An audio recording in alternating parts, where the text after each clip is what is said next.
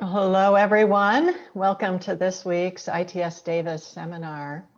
We should take a moment to acknowledge that ITS Davis is located on land that has been the home of Patwin people.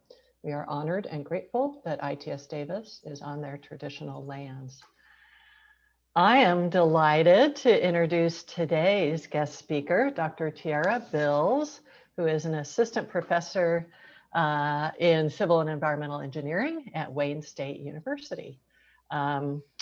She spent some time in California. Her PhD is in civil and environmental engineering from UC Berkeley. So it's nice to virtually welcome her back to California. So Dr. Bills is doing really interesting and important work.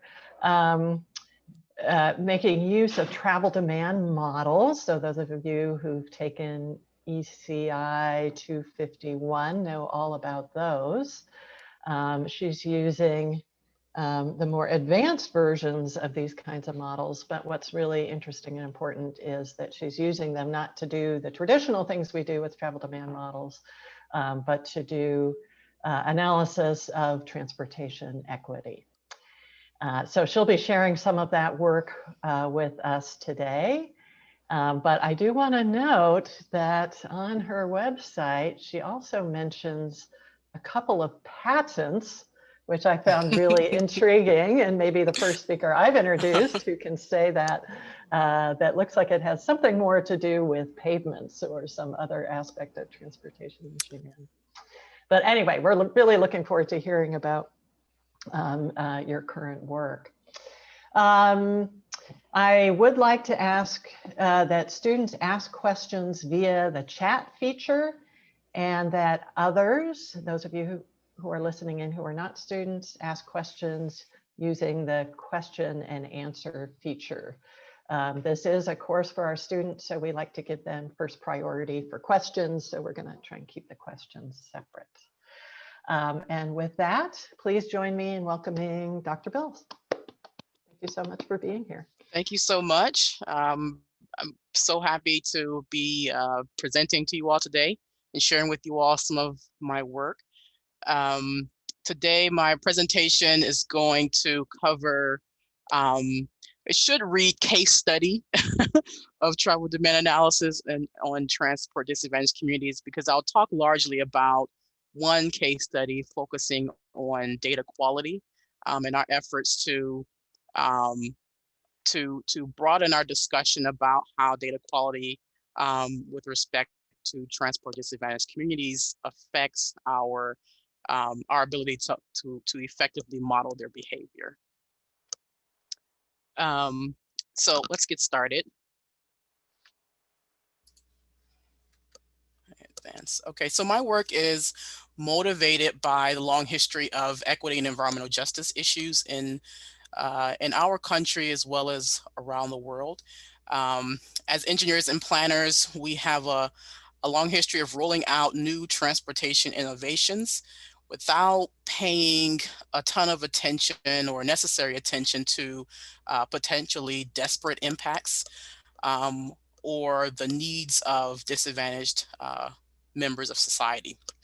And as a result, these groups are more likely to be either negatively impacted or are less likely to benefit from these transportation innovations and investments. So here I'm just highlighting two examples, one that took place in Detroit in the 1960s as a part of the Urban Renewal Commission. There was a very large and vibrant African-American community that was displaced in order to make way for the I-75, which is a part of the interstate highway system. And then the second example that happened in LA County in the 90s, late 90s, which was the Bus Riders Union versus the LA County MTA, where funds were effectively diverted from bus revenues to commuter revenues, having the impact of benefiting more affluent commuters at the expense of local lower income and minority bus riders. So, this is just really a snippet of cases that have happened all over this country where an innovation, in this case, the interstate highway system, or a new transit system, was implemented and had the result of making circumstances worse for vulnerable community members. And so time and time again, this has happened. And fast forward to today, we are again at a place or a point in time where rapid changes are happening in the transportation field.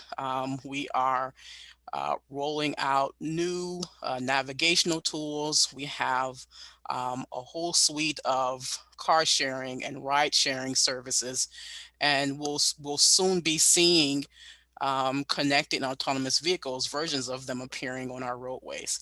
So we're at a point in time where we are beginning to roll out new innovations. At the same time, these innovations are generating new data sources that we are beginning to see implemented in our transportation planning processes and used to calibrate our travel demand models used for decision making.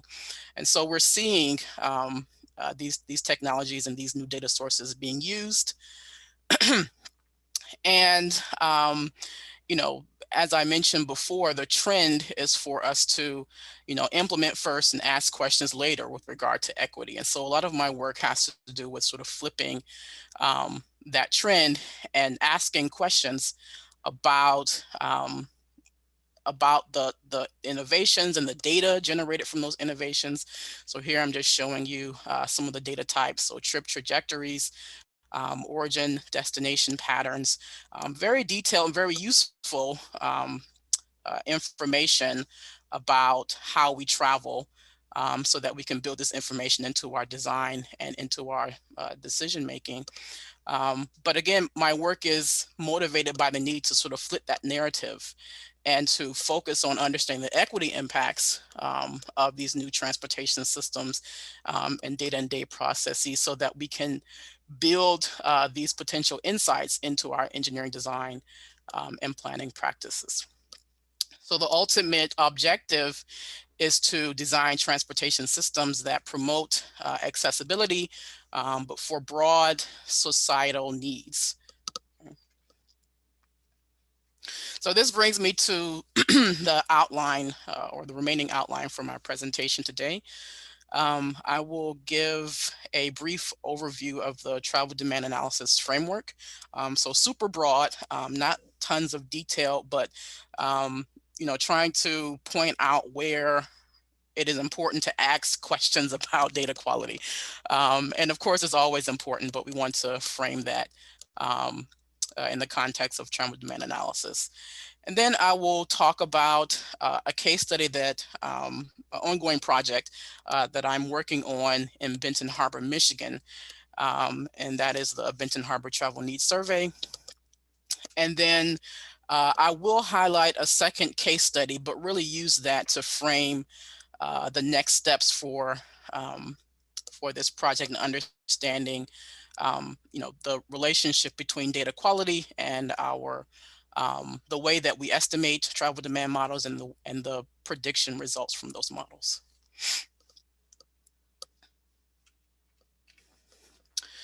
So many of you know that travel demand models are tools that are used in transportation planning to understand travel behaviors. These are things like mode choices, destination choices, the time at which travelers decide to depart for various travel purposes. So we use these models to understand behavior and to inform decision making. So if we are thinking of implementing or expanding highway or adding a new transit service, we use these models to build those scenarios and to test potential realities and to understand what are the implications for implementing those new systems. And so when I was starting this this sort of journey of using travel demand models to understand equity, I was very much focusing on this last part of the process, which is using the models to perform scenario analysis and to inform decisions. I was trying to come up with measures of transportation equity that could be used to support decision making. Since that time, I have learned that those decisions that we make and our ability to effectively, excuse me, our ability to effectively make decisions is very much dependent on previous steps in the process. So it's dependent on the accuracy of our models. It's dependent on the data that we use and how we are processing that data. So in addition, it's important to um, not only question sort of how the data are collected, but the quality of the data. And so, my focus is on transportation equity.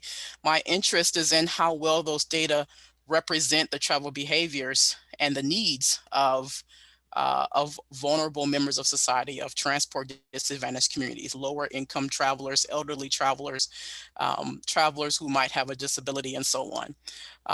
And so, what I've learned is that we should actually be asking this question of data quality and how well those groups are represented much earlier in the analysis stage, and in fact, in all parts of the analysis stage. So this is where the case studies sort of fit in. The case study that I'll discuss, the first one that I'll discuss today, is focusing on data collection. How do we collect those data?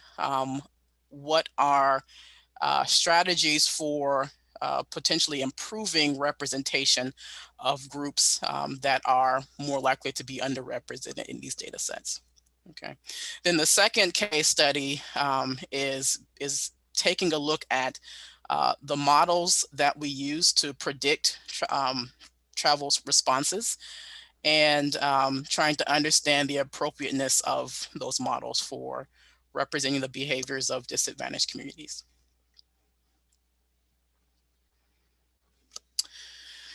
So there are a number of known challenges with conventional data sets. And I'm starting with conventional data sets because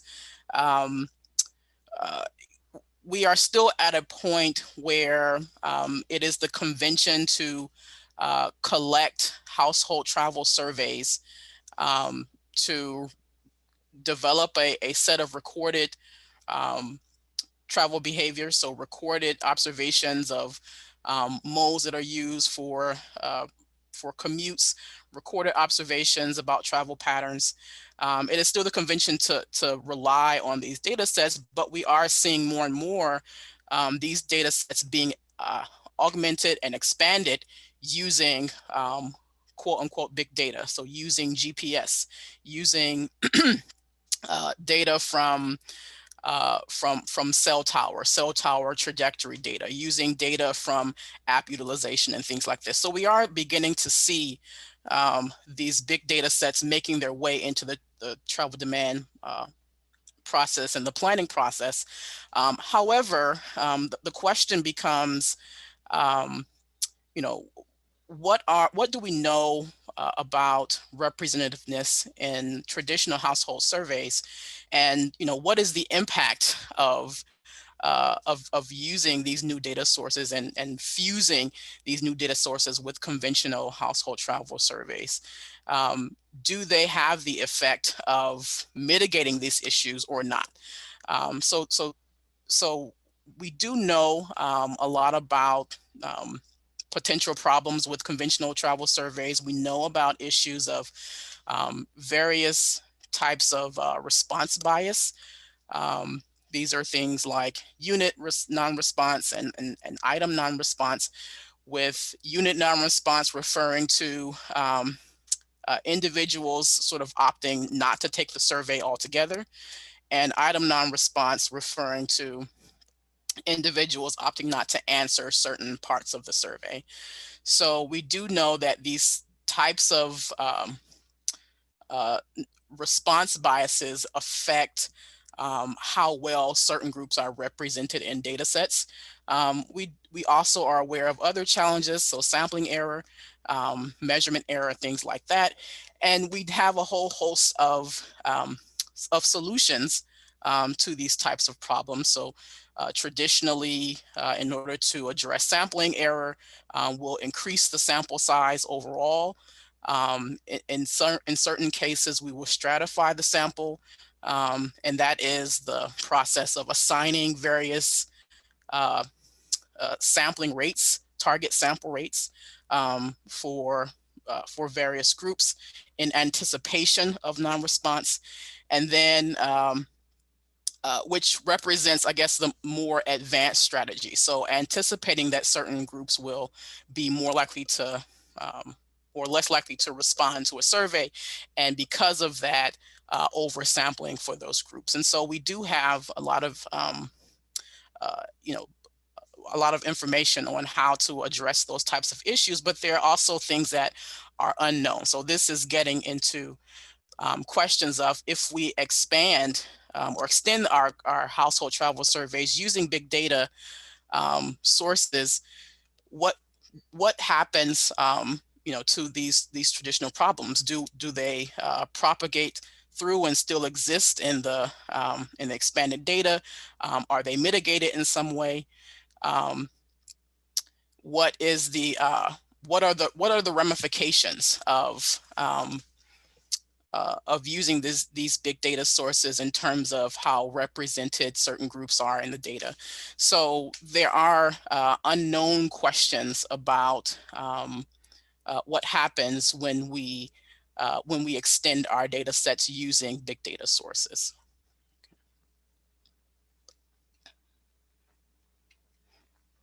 All right, I was supposed to be advancing this as I was talking through it.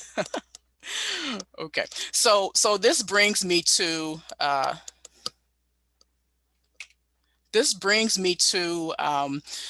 some of the work that we have been doing to investigate what we're referring to as relative representation. So I mentioned how household travel surveys are sometimes curated in order to make sure that they are relevant to the population. So a sample of data is collected, and there are known challenges with those samples of data. And so they are curated and expanded using what's called a sample weight to make sure that those samples of data can be, or inferences from those data can be made relevant to the population. And so what we have begun to do is to look into this question of relative representation by studying the sample weights in household travel surveys that have been collected in the United States. So what I'm showing you here are tables of statistics on sampling weights from two comparative household travel surveys. And so on the left, you see the 2017 National Household Travel Survey. And on the right, I'm showing you the 2010 California Household Travel Survey that was that included some GPS data. So a sample of those households were asked to wear GPS trackers and to track their activity over a specified number of days, and that data was included in the survey. What I'm showing you here is a comparison of the sample weights for various disadvantaged groups. And so the first dimension here is number of vehicles in the household, and the second dimension is income. And what we see here, if we take a look, if we're focusing only on the center column of each table, what we see here is that on average, the sample weight for the disadvantaged group, so for example, the zero vehicle households, tends to be much larger than that of households with at least one vehicle. And the intuition here is that if we see a higher sample weight, that means that for that particular group, they had to be weighted higher in the data in order to be proportional to the population, which means that they are less likely to be represented in the survey. And so what you see is that for the disadvantaged group, you have a fairly high sample weight. And then for the comparison group, the affluent group, you see a much lower sample weight. If these groups were represented at the same rate in the survey, we would see very similar sample weight magnitudes. But what we see is something very different. And then in fact, we see this trend where the disadvantaged group, in all cases that we have seen, are much less likely to be represented in the data. And so what we have here is a way of quantifying from survey to survey relatively how well a disadvantaged group is represented in the survey in comparison to a more affluent group.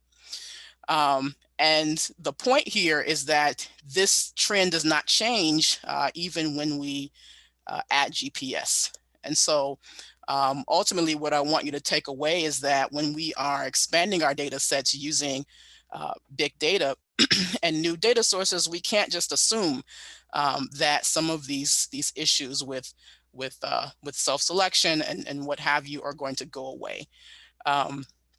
So this is something that we're continuing to investigate, and there's a lot that we will learn. But again, we can't just assume that big data is going to solve all of our problems here. So, so this brings me to the first case study, and our objective here was two-pronged. So one, the first objective was to come up with recommendations for operator level transit improvements that would improve accessibility, specifically accessibility to employment, education, healthcare, and grocery store locations. And secondly, we wanted to really come up with a clear understanding of what the underlying travel needs were for travelers in Benton Harbor. To add some context, Benton Harbor is a small city in Michigan on the western coast of the state. It has a population of about 10,000 residents, and it is also the local headquarters of Whirlpool Corporation. So it is and has been for some time a very industrial area. However, just like what we have seen, just like we have seen with cities like Detroit and Flint, over time, employment density has decreased because of jobs being offshore, for example. And it has had a really devastating impact on the economy of Benton Harbor. So employment density has decreased significantly, and as a result, it's become very difficult for the transit operator to support transit accessibility to employment. And so we were asked to come in and make recommendations for how the operator could improve accessibility in the region. Okay, so what we did was to partner with two local partners. So first is Connexus, which is the local career services provider in the region, as well as Dollarite, which is the transit operator, and they operate fixed as well as on-demand services in the region. So we partnered with them, and we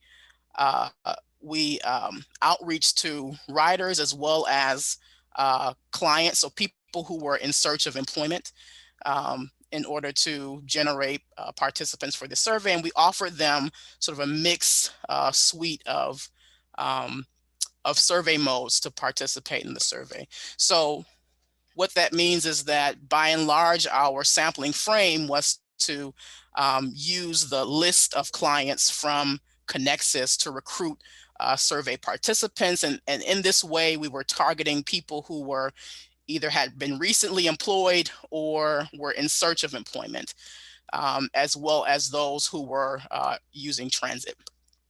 The survey modes that we included were a paper survey, online survey, and then we also included options for passive data collection, which were wearable GPS trackers and a smartphone application. So we had these sort of four data collection modes that we were offering, and our intent was really to anticipate that different respondents would gravitate towards different survey modes.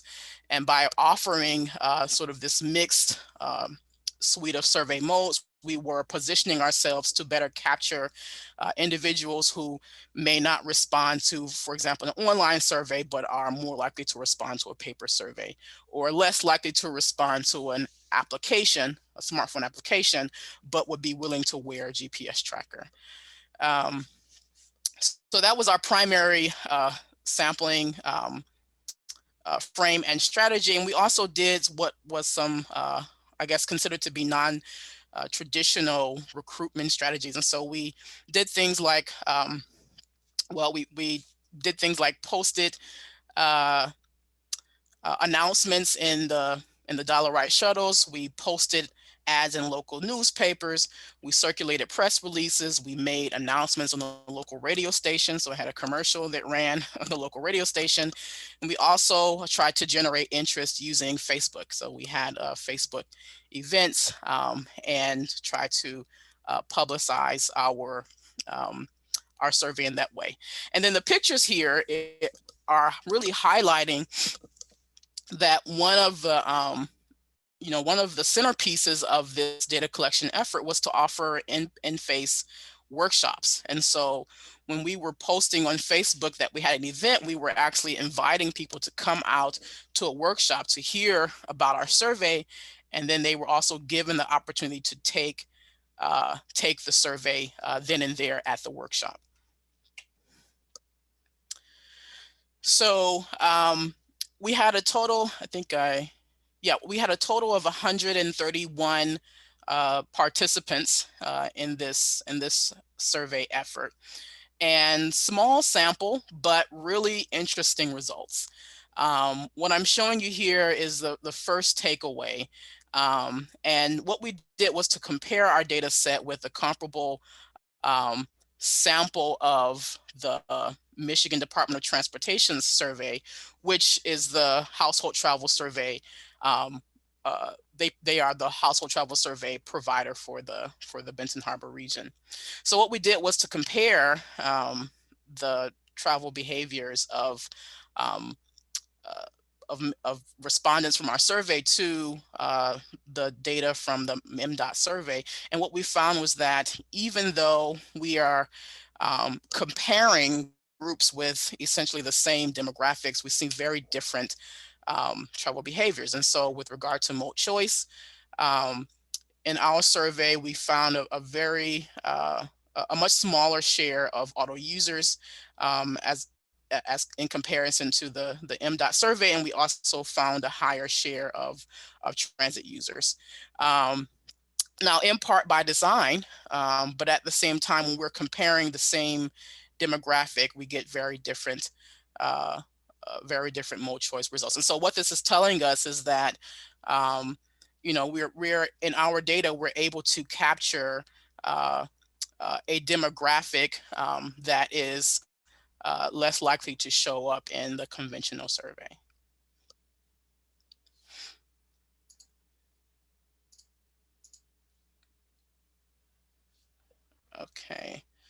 Okay, I think it actually might be easier for me to just come back to some of these questions here. Let's see. Yeah, so let me do that. Let me try to and get through, I guess, the rest of this segment, then we'll come back to questions. Okay.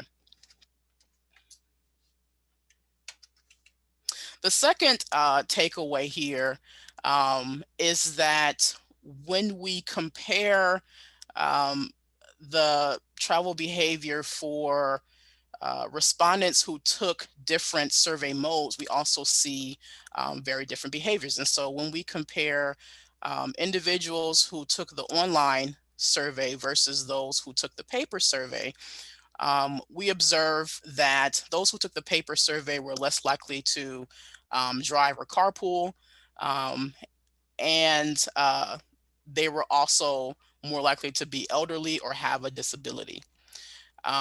Third, they are also more likely to have what we refer to as item non-response, so not respond to certain questions in the survey.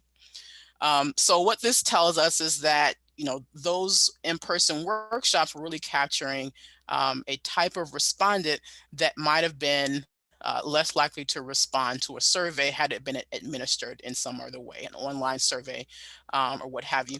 Also, interacting with these community members, there's a lot of sort of qualitative insight that we were able to gain, which again is something that is you know, not able to be captured when using a conventional method.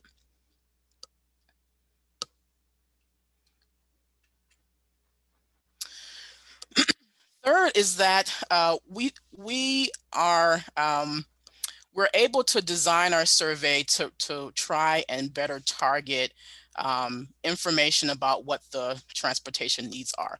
And so what we did was to ask direct questions about locations that respondents had hard times reaching in the area. We asked them, excuse me, we asked them for places where they had a challenge, work locations, excuse me, where they had a challenge reaching grocery store locations as well as shopping locations. So what I'm showing you here is a map, and the black dots here are work locations. The green dots here are grocery store locations, and then the orange dots here are shopping locations. And then the blue dots are where the respondents lived in the region.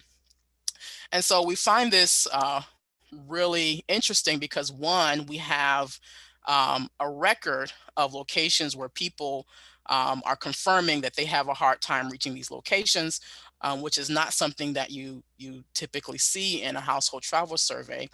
Um, and we're also able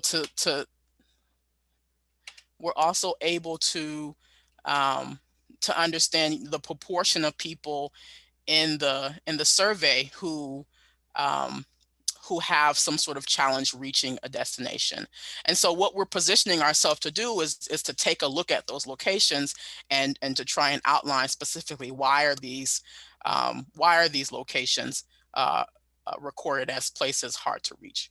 So what we found is that 20 to 25% of respondents said that they experienced challenges accessing jobs, grocery stores, or shopping locations. And then we also asked whether respondents thought that they had lost a job due to not having a reliable mode of transportation available. And we found that about 24% of our respondents agreed that they believe they had lost a job because of not having access to reliable transit. And so, you know, we are able to we're able to sort of dig into, you know, what are the needs as defined by respondents, as opposed to what we traditionally try to do, which is take a look at the revealed travel behavior and to ascertain what the needs are. Oops. So, so we're finding overall that, one, you know, the way that we have gone about community engagement um, has really afforded us an opportunity to to attract hard to reach communities to our survey, and to understand what their needs are. And we have also designed our survey to try and directly target what the needs of these community members are. The next steps and remaining questions for this project are: one is to move forward to the stage of developing a travel demand model using this data. So what we're doing is combining our data as an add-on to the household travel survey. And the question becomes, you know, what is the benefit of adding these data? And so what we think is that because we are able to reach more of these hard to reach community members, we're effectively improving the representativeness of an existing data set. And our next step is to test that in the framework of a travel demand model. The questions that we expect to investigate are, for example, what sample strategies lead to more representative data sets? And we think that we're beginning to answer this question. One, we have offered a mixture of survey modes that we believe has attracted more hard to reach communities to our survey.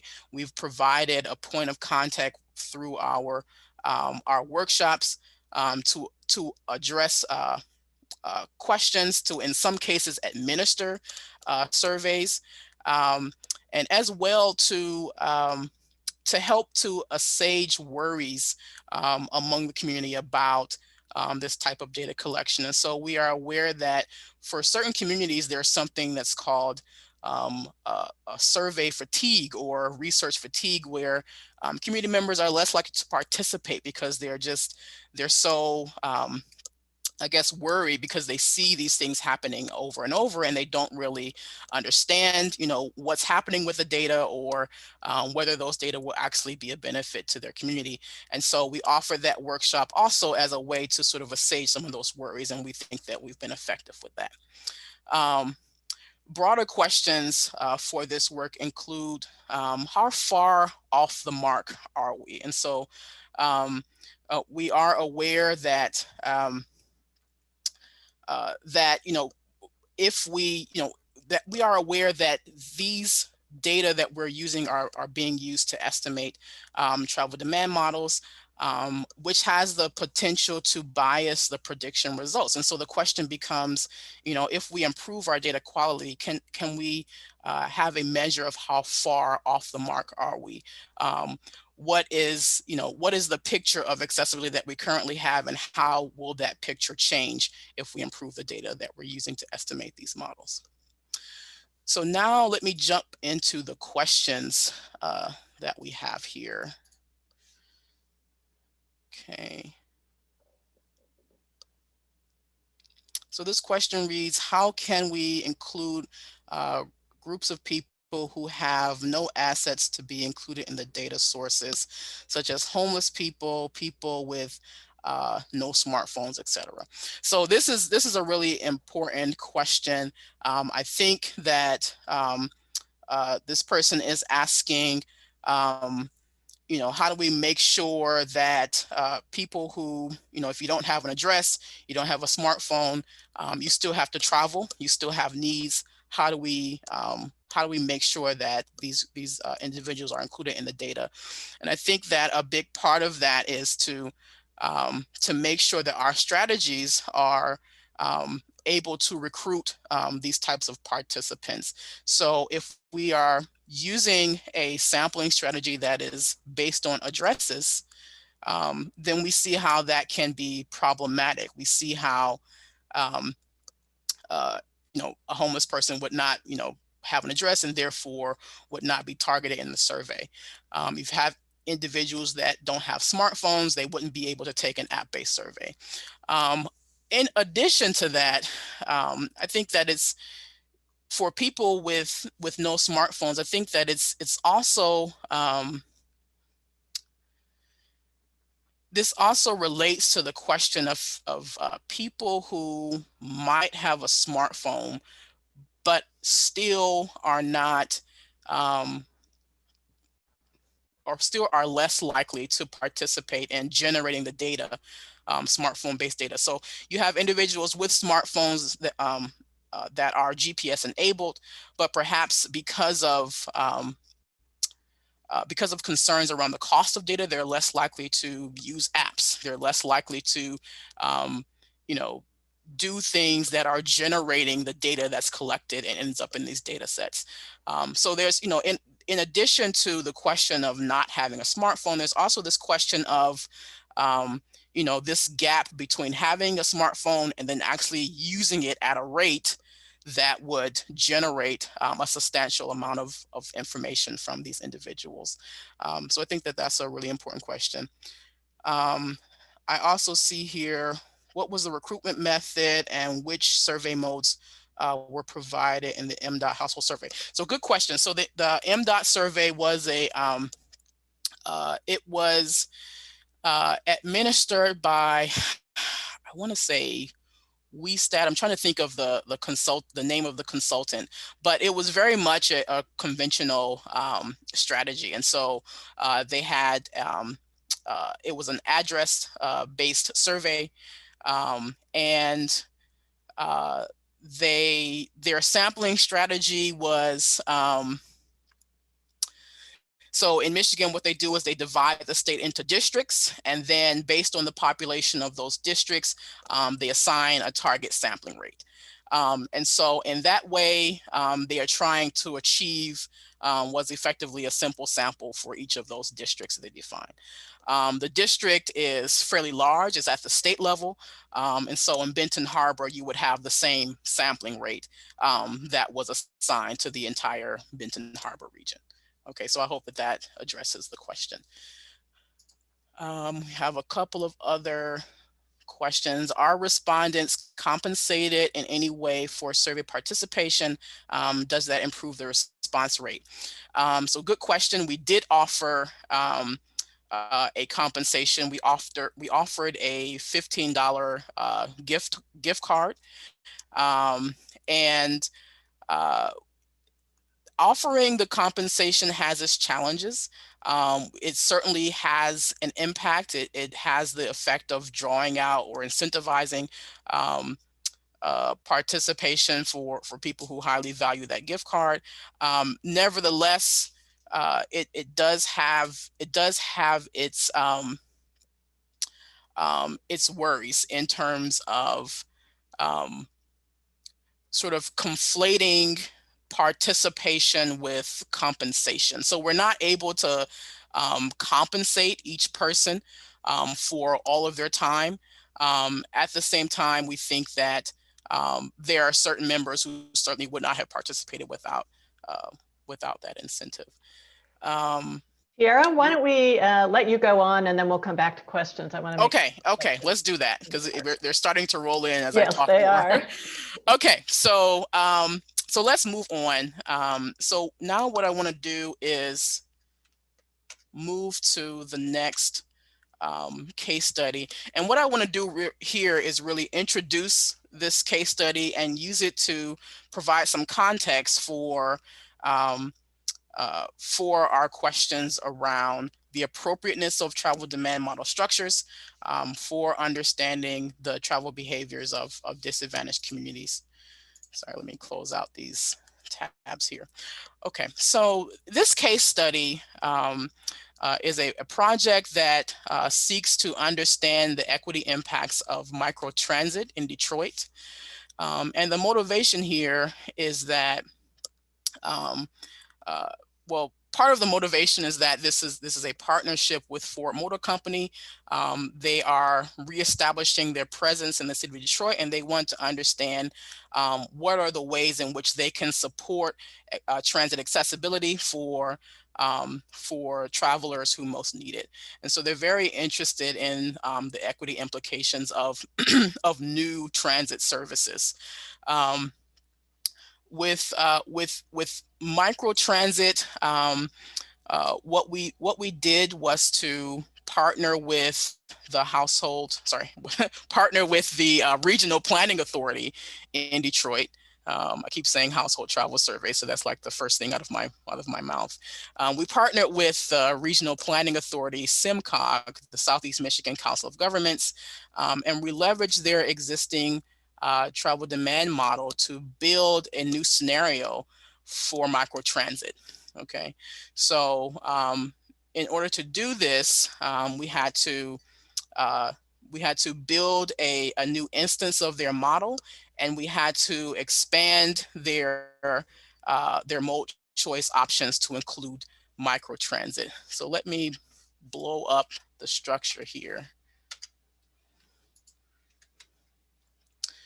So what I'm showing you here on the right is the basic model structure with destinations on the top, which are conditioned on the mode choices. As a part of the original model, we had auto modes, transit modes, and active modes. And as you can see, what we did was to extend the transit modes by this new microtransit alternative. A little bit about the microtransit alternative. We assume that all households in the region would have access to this new mode of transportation. And we use sort of existing components of transit options to build this new microtransit scenario. So, so the critical questions here are really with forecasting equity impacts. We use this travel demand model to estimate accessibility measures, and this was a log sum accessibility measure that you probably are familiar with if you have taken that travel demand modeling course. But this is a measure that we can get from the travel demand model, and it is sensitive to all modes of transportation. So effectively, every individual can be assigned an accessibility measure that is sensitive to their individual circumstances, their travel time that they experience, their travel cost, as well as all modes that they have accessible to them. And the really critical question comes in when we are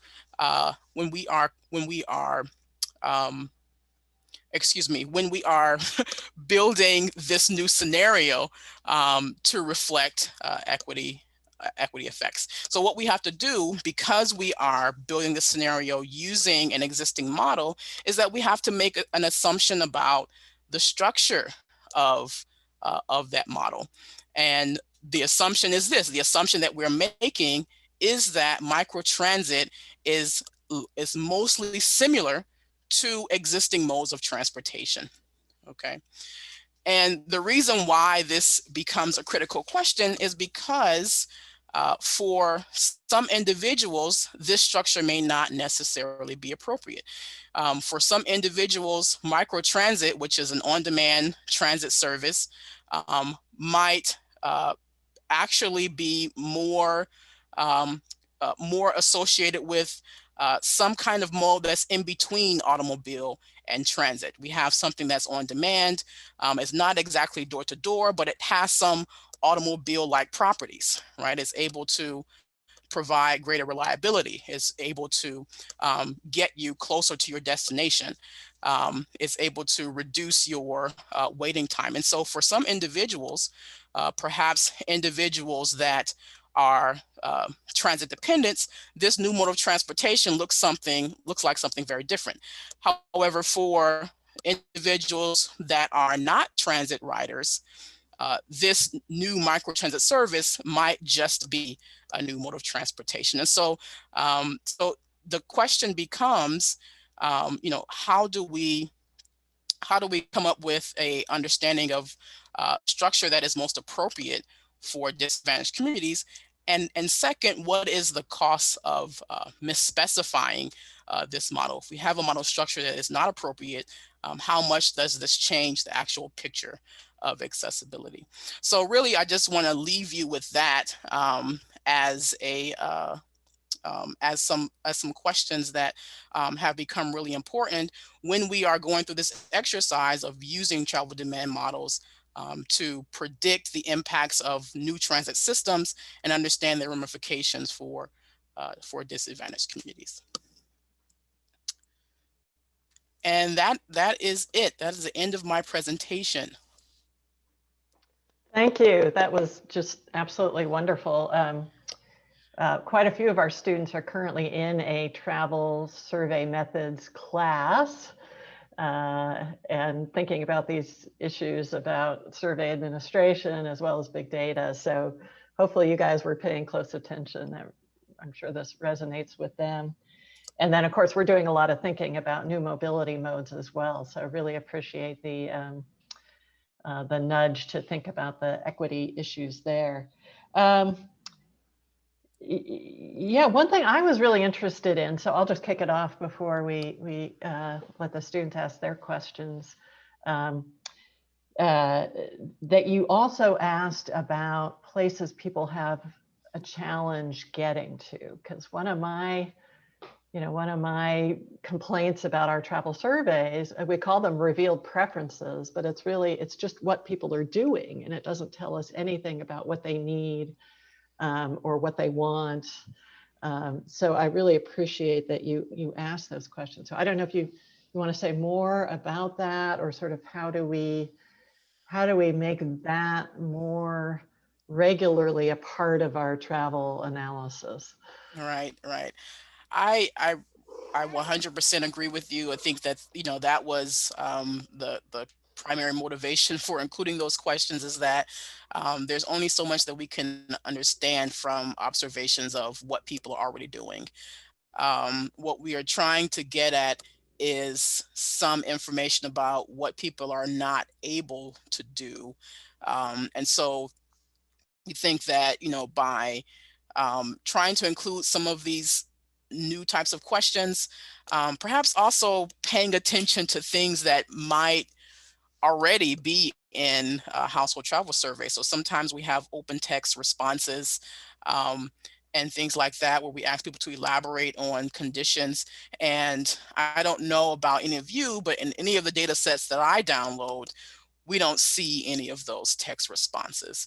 And so I think that, two things. One, we really need to, rethink the information that is possible from revealed data surveys, and try to design our questions in a way such that we can get at what is not being done or what is unable to be done from a travel behavior and accessibility perspective. And also, I think that, we are probably not exhausting all of the information that we have from existing surveys. Um, I don't know of any examples um, of transit agencies or what have you that are sort of, text processing the qualitative information that we get from existing surveys. Yeah, that's a really good point. We just finished our annual campus travel survey, and it's always so fun to look at the comments, but we have not very often gotten around to really analyzing those in a systematic way. We keep talking about we need to look at the responses, Right. but it's a lot of work. So we like to have the students unmute and ask their questions if they are so inclined. So James, I think you're next in the list.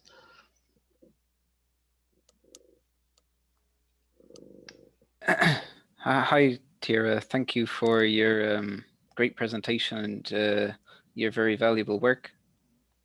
My question is, do you have any difficulty validating the data that you collect, given that previous data sets are not quite comparable in terms of reaching the marginalized communities that you can? So validation is really critical. What we typically do for household travel surveys is we collect our data. It's the strategy is designed. We collect the data. We calculate statistics on things like response rate and the various demographic statistics in the data, the proportions of those demographics, and then we compare them to the census data. And if they are not exactly comparable, that's where the sample weight comes in. And so we attempt to calculate a sample weight such that we can adjust the proportions to match that of the census data, and also to expand the amount of travel, the number of people, to be comparable to the population that we expect for that area.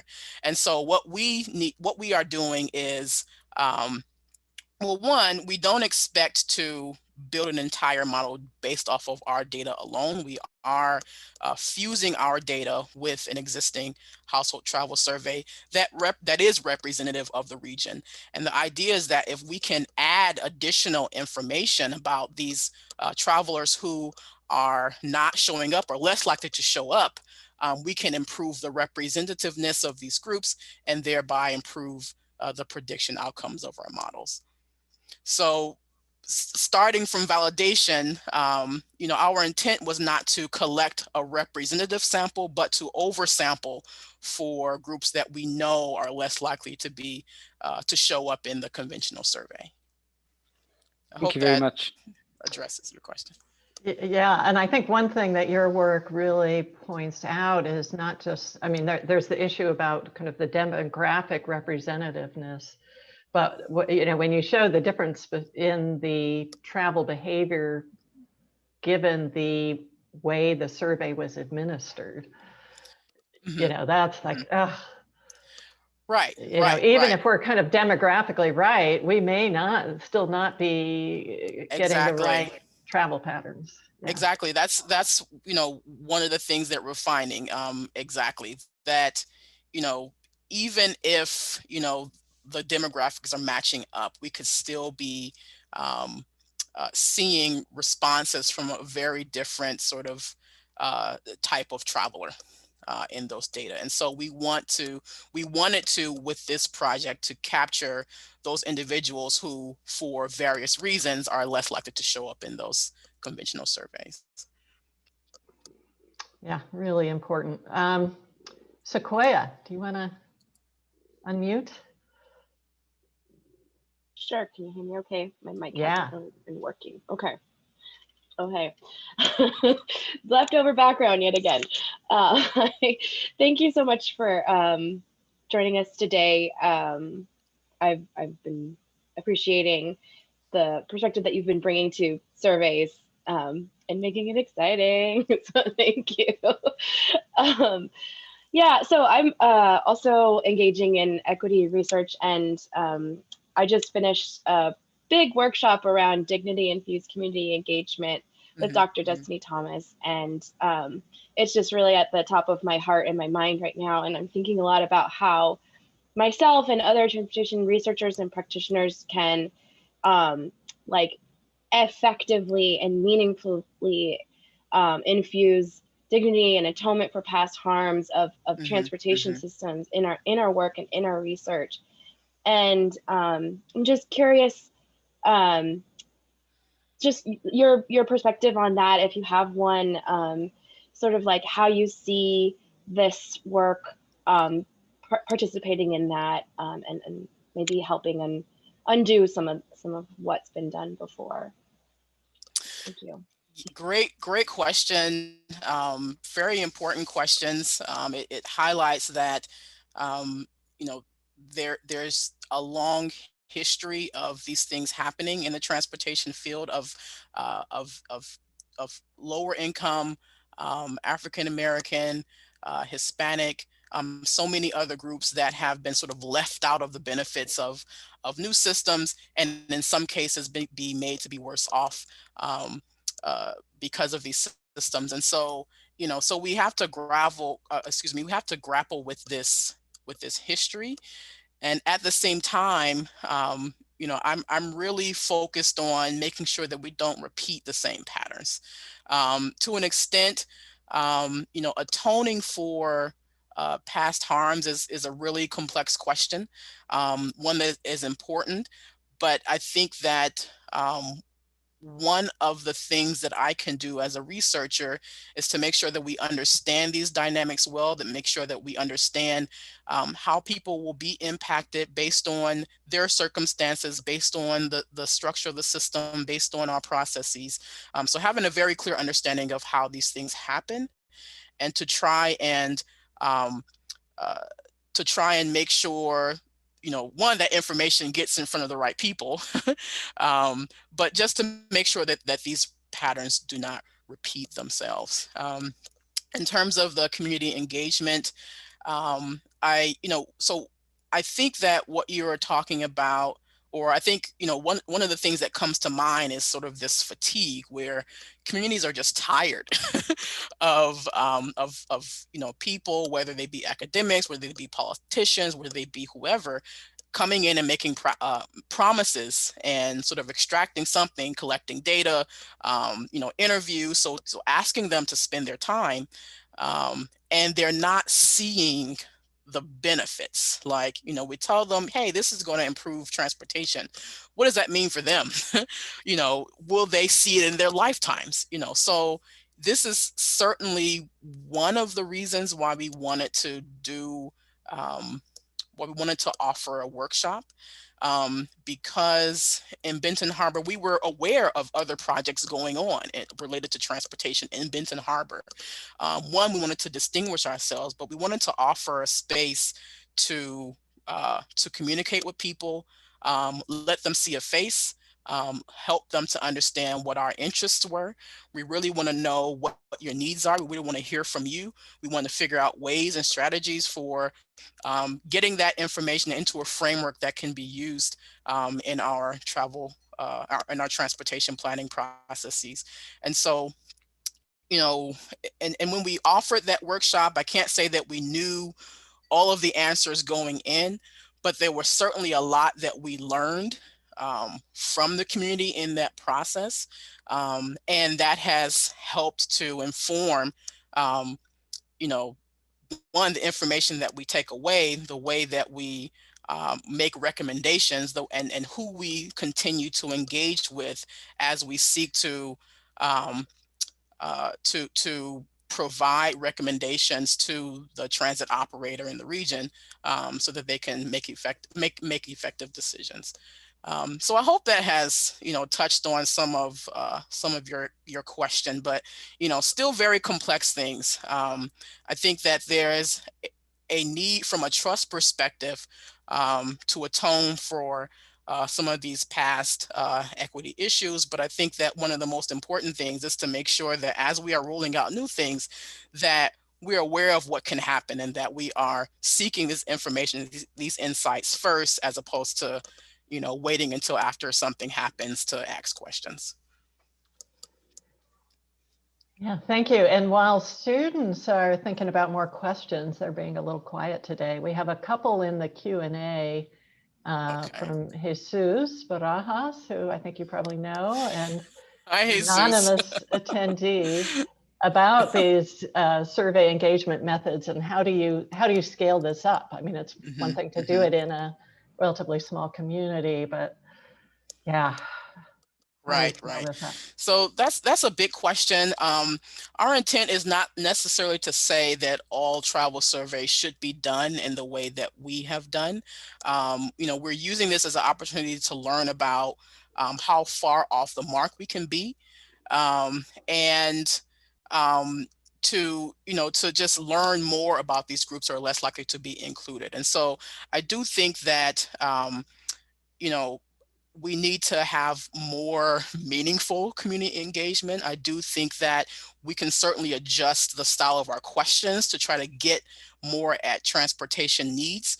I do think that we can be more critical about our sampling frames to make sure that we're not just largely missing people. I think that the address-based surveys are really problematic. I mean, even in our small group, when we were trying to administer the incentive, we had so many challenges because I don't know if people just didn't want to give us their address, or if they gave us address and it changed, you know, in that 1.5 year period, right? Which is very possible.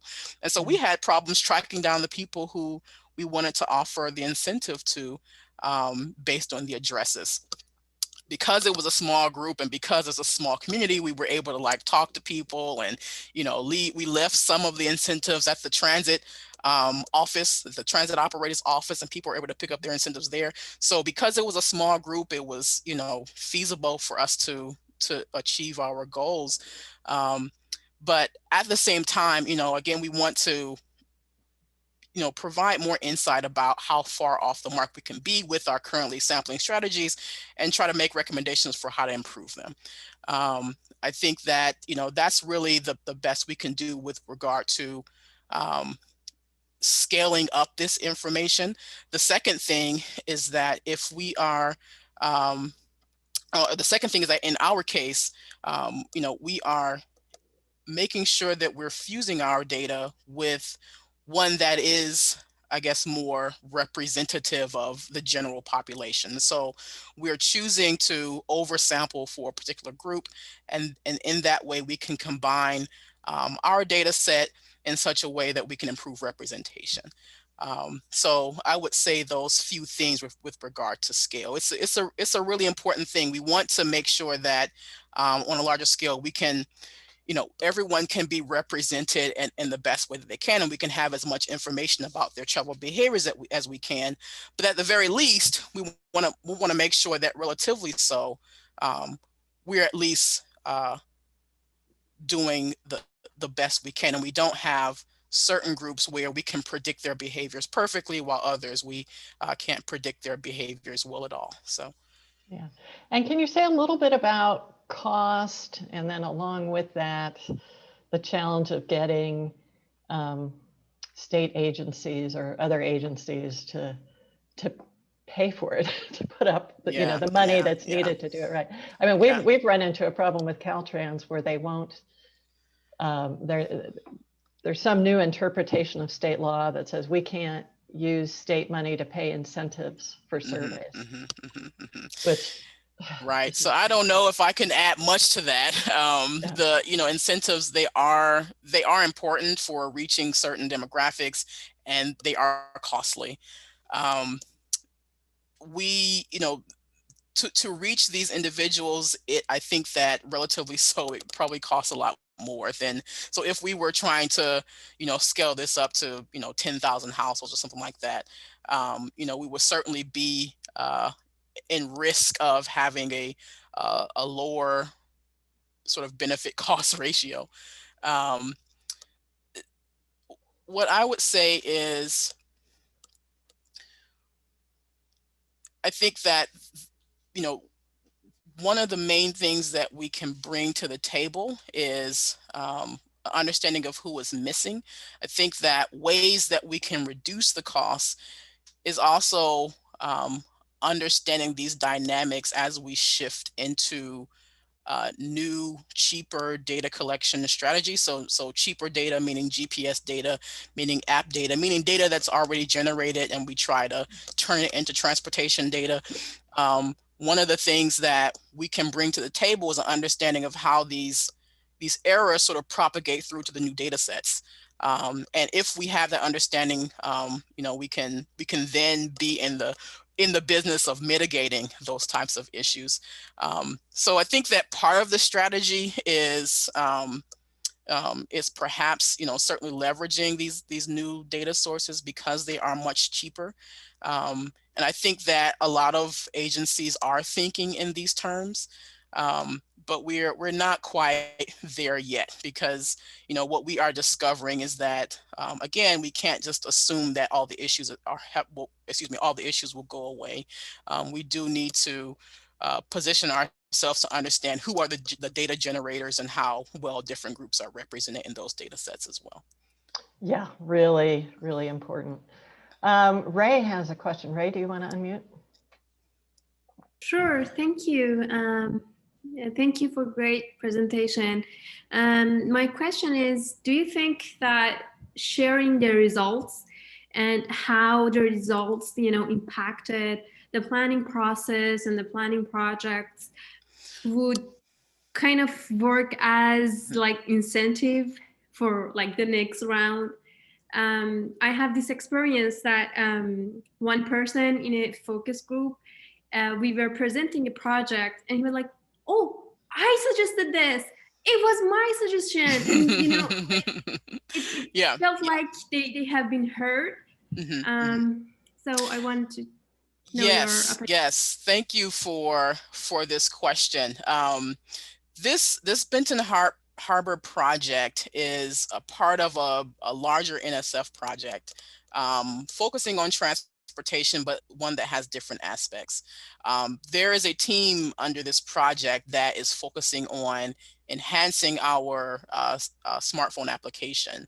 And part of that application will be a value add to community members as a way for us to reflect what we are learning and also add some additional value. And so I think that, your question is something that we are trying to do. We're trying to understand what information about our survey can we share to incentivize more participation, because I think that you're absolutely right. If community members see that what they have shared with us is making an impact and is being used, they see the benefits of that, I think absolutely that empowers them, and they are more encouraged to continue to participate.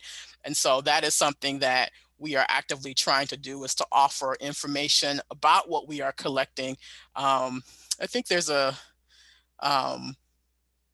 kind of like a quantified self sort of perspective. So if we show them information about themselves, perhaps in comparison to the community, that encourages them, but also, motivates them to continue to participate. So I think that you're absolutely right.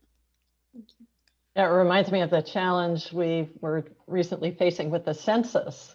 How important it is to get everybody's data and make sure it's representative, but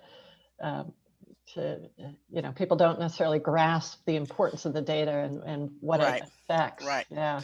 Right. Like we tell them, this is how your, your community funding will be decided. This is how we decide how much money, that comes back in terms of resources, but there's still a disconnect. It's still something that perhaps is intangible to individuals. Yeah. Sean. Yeah, so I'm actually in the travel survey design class that Susan mentioned. So definitely very interested in your survey design. And my question is about so kind of your process for designing the survey.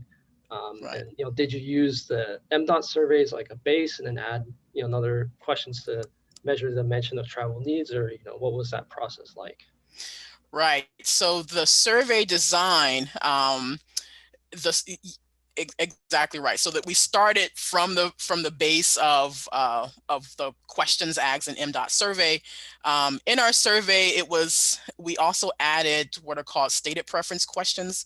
So we gave them hypotheticals and said, okay, assuming that you have a car, and assuming that these are the various costs and these are some other characteristics of these four modes, which one would you choose going to work if you're only had to travel 5 miles? So we gave them hypothetical information and we asked them to state which mode they would prefer as a way of sort of expanding the data. So if we just looked at pure observations, like individuals that participated, we have 131 participants. But we asked each participant an average of 8 questions. Some of them revealed preference and some of their stated preference. And so that allows for us to expand our travel behavior observations, right? And so, which, improves our ability to build models based on these data. So, so we included stated preference questions, which is atypical, which typically does not show up in a household travel survey. And then we also added in questions that we thought would help us better understand the needs and the demographics. So we asked for respondents, their access to internet services. We asked the questions that I mentioned here about locations that they struggle to reach. I think we also asked a suite of attitudinal questions. And so we were thinking about, the risk of this being a longer survey. We wanted to get in these additional segments. So we had to balance these objectives of getting more information with sort of, scaring participants away. So, part of that balancing was the incentive. Part of the balancing is, having a workshop so we can answer questions that participants had. Yeah, so that's what I would say. So yeah, we started from the MDOT survey. We added on these additional segments that we thought were really important for understanding the behaviors of the demographic. Cool. Yeah, it's always so hard for a researcher to stop adding questions. It's tough. It's tough. Yeah. I mean, we got the survey down to under 15 minutes on average, but it was hard. That's pretty good. That's pretty good. And I'm curious if you worked with community groups in developing the questions at all. So in part, we prior to this data collection effort, we did hold a series of community workshops.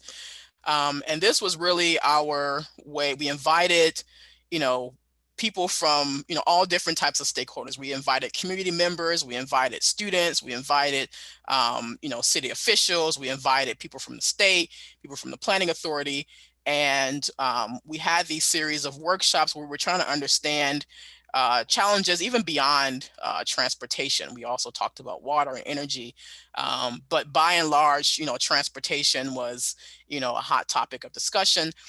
By and large, they talked about things like reliability, and what we took away from that was that there was certainly a disconnect between, what officials thought and what people were experiencing. And by extension, a disconnect between what we can learn from our available data and, again, what the community was experiencing with regard to transportation. And so in part, we used our understanding of the issues from those workshops to inform the types of questions that we asked. Yeah, that's great. I think that's really a helpful practice. Yeah. So I think we've got time for one more question, and there's one in Q&A that I think has to do with the second project you mentioned about the modeling and sort of what it means to have different choice sets for everybody. Right. So, and thank you for this question, because it gives me time to try and elaborate on this a little bit. But I think that when we think of accessibility, perhaps a measure that comes to mind is the cumulative opportunity measure, where we're counting the number of jobs that can be reached within a given time frame. That is a location-based measure that that is by and large dependent on a particular mode of transportation. So it's access by transit within a certain amount of time, or access by automobile within a certain time, or access by walking. So you have a different measure for each mode of transportation. In comparison, the measure that we used is one that, I could spend all day trying to explain this measure, but it's called the log sum measure. It's one that we can derive from the mode choice or destination choice model. It represents the total benefit associated with having access to the modes of transportation that are in your choice set. So if you have a car, but you also have access to transit, you could walk to work, you have a bike, right? So those are 4 modes of transportation that would be in your choice set. Perhaps for your neighbor, they don't have a car, but they still could walk, they still have a bike, they still have access to transit. So they would have those 3 alternatives in their choice set. When I was mentioning choice set, my intent was to highlight that different people have access to different modes, and this measure is able to capture fluctuation in those modes that are available. So I hope that answers the question.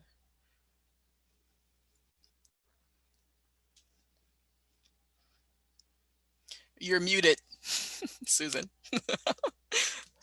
Always. Yeah.